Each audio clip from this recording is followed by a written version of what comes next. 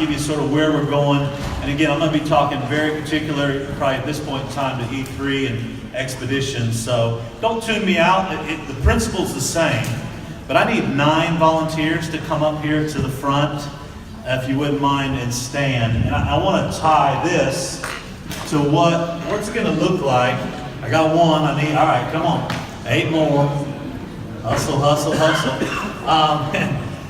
I want to tie this to say, what does this look like related to saying we're opening a new country? How does this look like? What does this look like? Let's say we want to reboot in a country. So what do we got here? 1, 2, 3, 4, 5, 6, 7, 8, 9. All right, praise God. All right, so what I want you to imagine is 3 touches. And this is exactly how I trained missionaries in South Asia when I was there. When I'd get a guy who'd come off of language learning, let's just say these 3 are my first training, and I'm going to teach them the basic things. What are the 5 things you can do for free?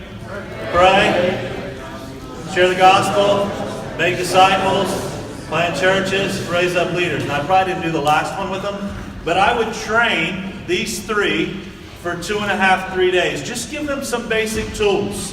So I trained a missionary, and then we trained some local folks. Now, what am I watching for according to Troy in this group? I'm looking for the doer. Okay, so we trained for 2 days. And we're going to model that training right after this, exactly what you could do. Now, you're going to have to adapt it a little bit for your context, but it's going to have the basic 4 parts. And then the 5th part is more of year 2, year 3. So I'm going to train. Paul disobeys.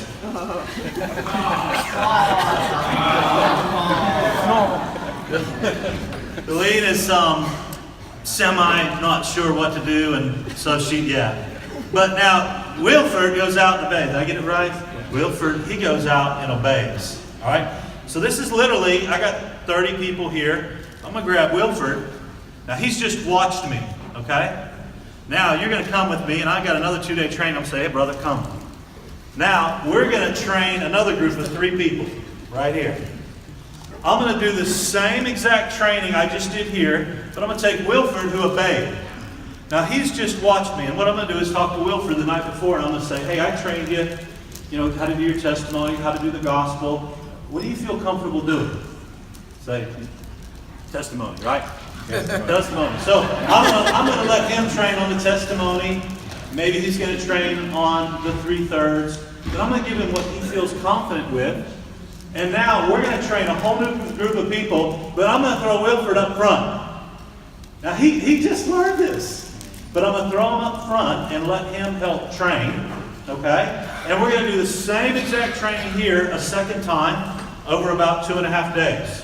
And this is exactly, again, what I would have done with a missionary, whether it was a 5-day training, a 3-day training, a 1-day training. But I would grab them, okay? All right, I'm sorry, I can't see y'all's names. So, Andrew. Andrew's like, man, this ain't for me. Okay? No.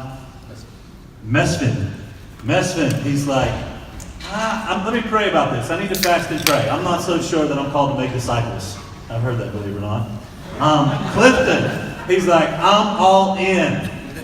All right, so now who am I going to choose from this group to do my 3rd touch? I'm going to grab these 2 guys. All right, so now if you see, I'm doing model, assist. Now I'm still modeling some things because there's things these guys aren't confident to do. Now we're going to go over and do our next training. Now we're going to do the same identical training, okay? But now Wilford, he's seen it twice now. I'm going to give him more responsibility. Now he's also been out in the harvest 4 or 5 nights. He's seen people come to faith. He's seen baptisms. He's seen Lord's Supper. He's seen people going. We've actually seen disciples multiply. We've seen that. I've seen it happen in India. It can happen. And so now we're going to do a 3rd touch. All right. Now, I'm going to give these guys maybe 60, 70% of the responsibility. Now, Clifton, I'm going to say, hey, what are you comfortable doing, right? So what are you comfortable doing? Testimony. Testimony, all right. So you're going to do testimony. And now Wilford, I may be given church formation. I'm going to give him a little more responsibility. And I'm also going to tell him, listen, guys, if you get stuck, I'm going to come up and step in and help you. All right? So again, this is a 10-day period with essentially training. What I'm trying to do is find my trainers. Because later on, when the expeditions come in, the key isn't how many expeditions we get in. The key is how much training is going on when the expedition's not there. Right? How much disciple making is going on when I'm not there. And so then they would train. And let's say here, just to make it quick, we're going to say Steve is our guy. He's like, man, I'm all in. The other guy, no, I'm not sure about this. Now, what I'm going to do then is grab these guys. And every night, I'm debriefing. I'm going back over the training. I'm going to grab these three folks, and we're going to set a goal. How many people can you train? How many people can you gospel? And I'm going to set a goal, and I say, now listen, 3 months from now, I'm going to come back, and I'm going to meet with you maybe bi-weekly via Zoom, if it's appropriate. You know, not all countries that's appropriate, but if I can do Zoom or Skype, then I'm going to coach you, help you if you get stuck long distance. But in the meantime, I want you three together to work and imitate this. And you'll do groups of 6, groups of 10, groups of 15, and you're going to do that. Now, what do they want to do, though? They're going to do the same thing, right? I'm trying to build my training team. Does that make sense? So what Troy was doing is establishing a team in the end. What I'm trying to do in my country is I want to establish a training team so that this is happening when I'm not there. And if I have common language, common tools, when I'm talking and we're working through Skype or Zoom, I can coach because I have common language, common tools. Our toolbox is the same. Does that make sense? So I know exactly where I can help them. All right? So, and I'll just give you an example. We did this with a brother in India, and we took them and we grabbed new people along the way. And then I said, guys, how many people can you train in the next 3 months? And they said, 600. Man, that's awesome. These were overachievers, trust me. One of the guys wrote this book that you're reading. And so they said 600. So I came back 3 months later. They're training and they're gospeling. So how many people can you gospel? How many pieces of House of Peace can you get into? I came back 3 months later. There's 6 churches, 36 baptisms. Man, very good. Now I'm going to spend more time with them. So I'm going to give time with them, and we're going to go out in the harvest, and we're going to share the gospel, and I'm going to sit and listen with them, but I'm giving them my time. I'm trying to give these brothers 60 to 90 days of my life. Now in America, I can't get 60 to 90 days of life with somebody. But I can get 30 to 60 days of life with somebody. I can get a lot of time now. It's amazing. Chuck has trained us how to do this, but we are coaching.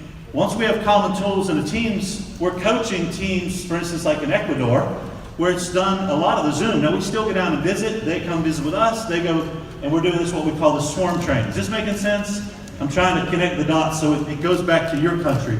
Because our goal is to find the training team. Then, now that let's say 3-4 months later, you have an expedition coming back in. Well, now you have an established training team who's essentially going to be equipping in contextualized local tools that make sense there. Not necessarily, I apologize, this week you're getting American tools because we got to do something common. But you're going to have to adapt and contextualize your tools, especially the gospel tool. But now these guys are going to equip local folks. And they're going to be rolling this out weekly. Okay? And they would have been rolling out weekly, by the way. Anyhow, so I came back about 3 months later again, and I visit this team of local nationals and missionary. And now there's 32 churches and 120 baptisms. Come back 3 months later. And now they're training the whole time. They're coaching the whole time. They're gospeling the whole time. They're getting in House of Peace. I come back 3 months later, and we're going to do the same thing. Going out, sharing the gospel, coaching, mentoring.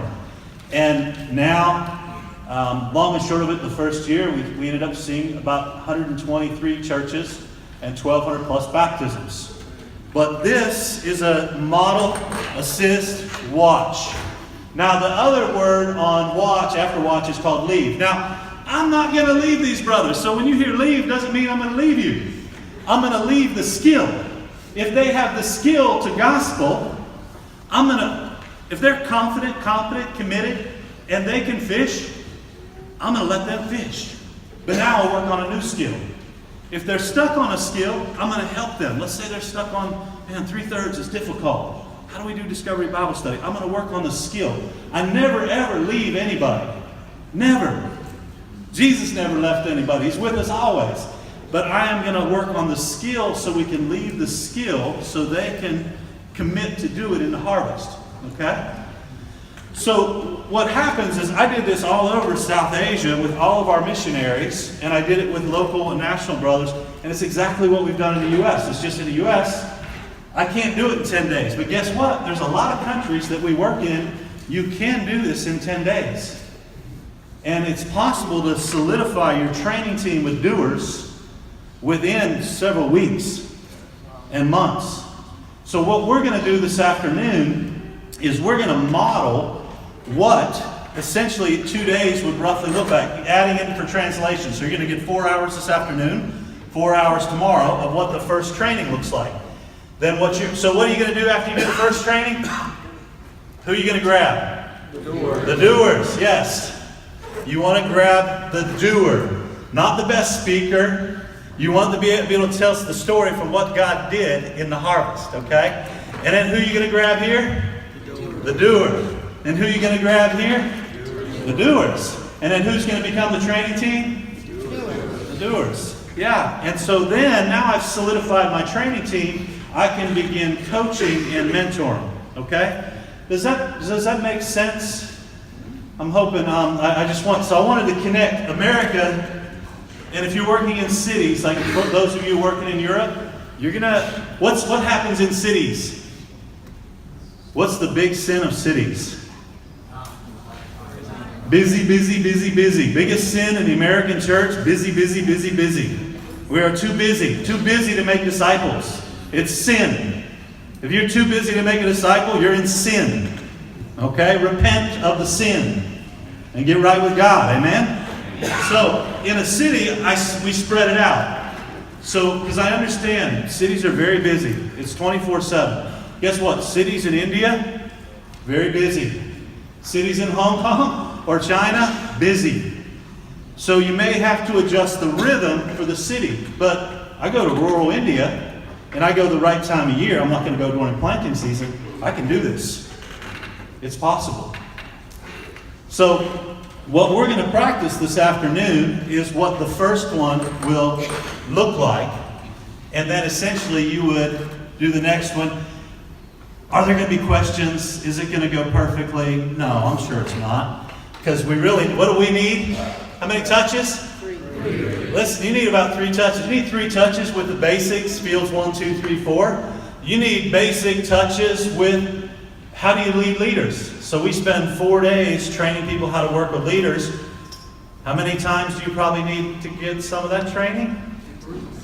You need 3 times. So that's why we do everything in teams. We never work alone. Did Jesus ever work alone?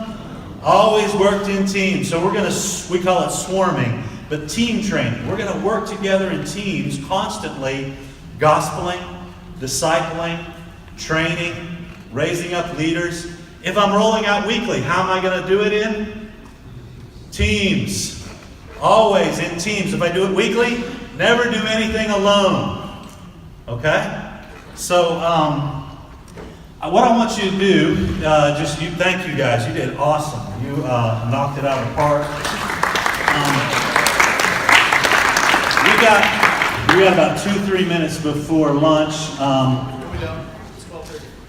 Lunch is 12:30?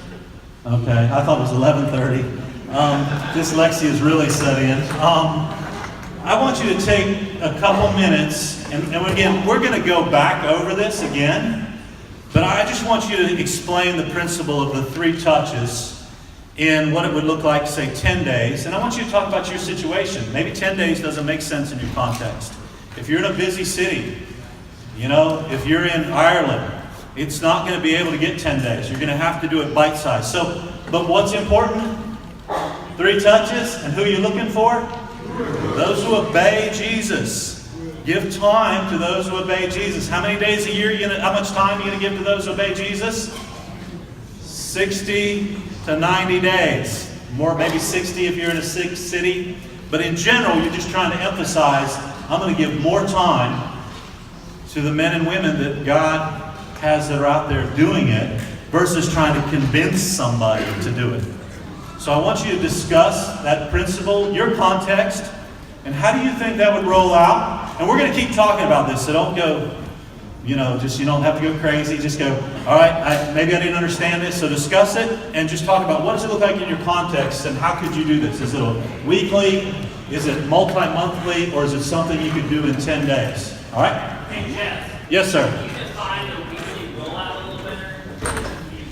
Okay, yeah, and we'll keep working on it. But weekly rollout essentially is we're going, let's say the gospel field. We're gonna focus a couple weeks on the gospel field, where we're going to train somebody for an hour and a half on a Monday night, and then we may go out and gospel. And now, if we go out and gospel, who are you going to look to investing in? The doers, all right? If we send them out that week and they're going to go out, and we come back the next week, who are we looking to invest in? The doer, all right. So I'm probably going to spend 2 weeks at least on the gospel, but I'm going to be working to see if they obey. We're going to ask you tonight to go out and share the gospel.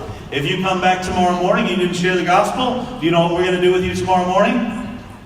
We're going to send you right back out to share the gospel. Okay? So share the gospel tonight. Then week 3, we would teach repent and believe. So we would start short-term commands and beginning training. And we're using terms that you may not understand yet, but we're going to unpack the terms. We do a 3/3 meeting. It just means how do you care for somebody? How do you disciple somebody? So that might be week 3. And then we'll do week 4, baptisms. We'll do week 5, we might talk about prayer. And all along, now if somebody doesn't do it in my weekly rollout, am I going to throw them out, beat them up? Yeah. Danny's like, yes, we're going to beat them up. We're going to thump them. No, you're going to love on them. You're going to encourage them. And you're going to keep going. So weekly rollout is something that we're just going to ease on out. That works really well in city settings and very busy settings. It works really well when you start a church in your home and you begin multiplying out of your home. But when it's a little further away, then it's helpful to have something like an event. And then if I'm going internationally, man, I want to try and capture 10 days or so. Okay? Does that help on the weekly rollout? It'll come clear because we're going to keep hitting that. Okay? So you're going to weekly roll out something essentially for a minimum of 9 months would be what we're shooting for. Of 9 months of discipleship. Okay? And yes? We were trying to find out who does that. When you say we roll out the weekly roll, who's the one that does roll it out? Well, essentially, let's say that's me. And so I'm the trainer that's equipping them. So I would be the one. When we're done with this training, that's going to be you. And you're going to begin rolling it out. And you're going to become the trainer who trains others. Okay? How about on a farm field? That's the local people are rolling it out. By the end of that 10 days, I want to find my local team that's going to begin rolling it out weekly. And I want them to because what I want them to train and gospel more while I'm gone than when I'm there. So we gospel, and let's say 100 people hear the gospel that week, but then for the next 4 months, I want to know that 200 people heard the gospel while I wasn't there. Or they've trained another 100. Because that means more people are going to hear the gospel. So it's no longer dependent upon me and my team. I'm building my training team who's going to keep gospeling, discipling, and equipping others. Does that help? Okay. All right, so take about a couple minutes, discuss your scenario. If there's confusion, talk about it. And you guys will straighten it all out, and then we'll come back in a few minutes, okay?